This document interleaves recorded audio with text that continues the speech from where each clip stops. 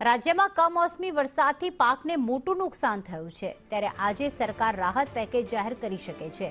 આમ તો દર બુધવારે કેબિનેટની બેઠક હોય છે, પરંતુ ગઈકાલે આ બેઠક યોજાઈ હતી મુખ્યમંત્રી ભૂપેન્દ્ર પટેલની અધ્યક્ષતામાં, અને જે શક્યતા વ્યક્ત કરવામાં આવી રહી છે કે અત્યાર સુધી ન જાહેર કર્યું હોય તેટલું મોટું પેકેજ જાહેર કરવામાં આવી શકે છે। પાક નુકસાન વધુ થયું છે તેને ધ્યાનમાં રાખીને આ પેકેજ જાહેર કરાશે। અત્યાર સુધીનું સૌથી મોટું પેકેજ જાહેર કરાશે। અસરગ્રસ્ત તમામ જિલ્લાઓને આવરી લેવામાં આવશે। કમોસમી વરસાદથી ખેડૂતોને મોટું નુકસાન થયું। હિરણ અમારી સાથે જોડાઈ ગયા છે।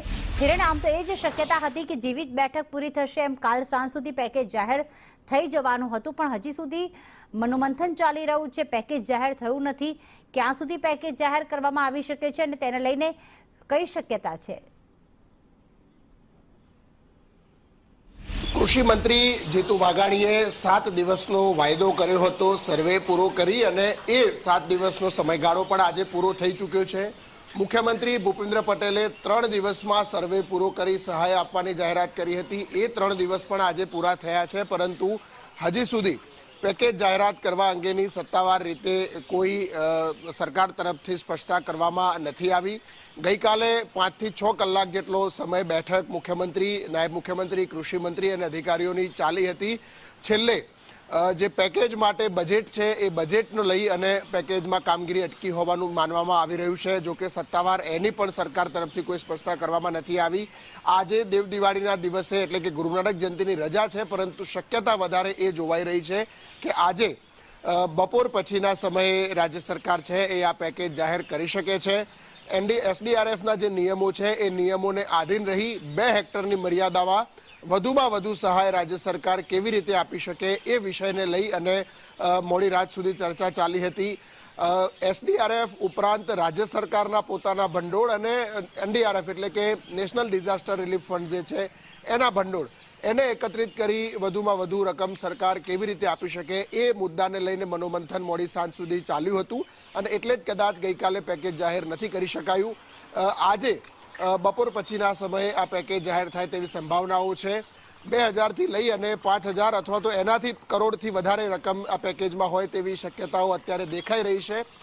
ફ્લેટ ખેડૂતોને નુકસાન છે એની સામે વળતર તો નહીં આપી શકે સરકાર, પરંતુ જે ખર્ચો છે એ નીકળે એ પ્રકારે પણ સહાય આપવી, એ પ્રકારની વાત અત્યારે સામે આવી રહી છે। ખેડૂતોનું કહેવું છે કે સંપૂર્ણ દેવા માફી છે તે કરવી જોઈએ। કોંગ્રેસે પણ આ લાઈન પકડી છે। ભારતીય કિસાન સંઘનું કહેવું છે કે દેવા માફી એ વિકલ્પ નથી, કારણ કે જે ખેડૂતોએ દેવા નથી લીધા એ ખેડૂતોનો એમાં શું વાંક છે।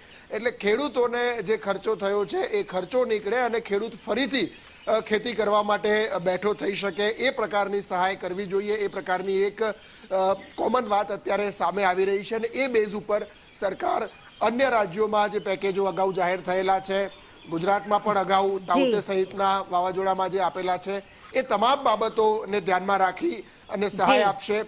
ખાસ પિયત, બિન પિયત, બહુવર્ષીય પિયત આ પ્રકારના જે નિયમો એસડીઆરએફના છે એનાથી ઉપરવટ જઈ 2 હેક્ટરની મર્યાદામાં વધુમાં વધુ સહાય કેટલી આપી શકાય એ બાબતે ફાઇનલ વિચારણા કરી અને આજે બપોર સુધીમાં સંભવતઃ આ પેકેજ જાહેર કરશે। મુખ્યમંત્રી અને કૃષિ મંત્રીએ આપેલા જે વાયદાઓ છે સર્વેના એ સમયગાળો આજે પૂર્ણ થઈ ચૂક્યો છે। આભાર હિરેન તમામ વિગતો માટે।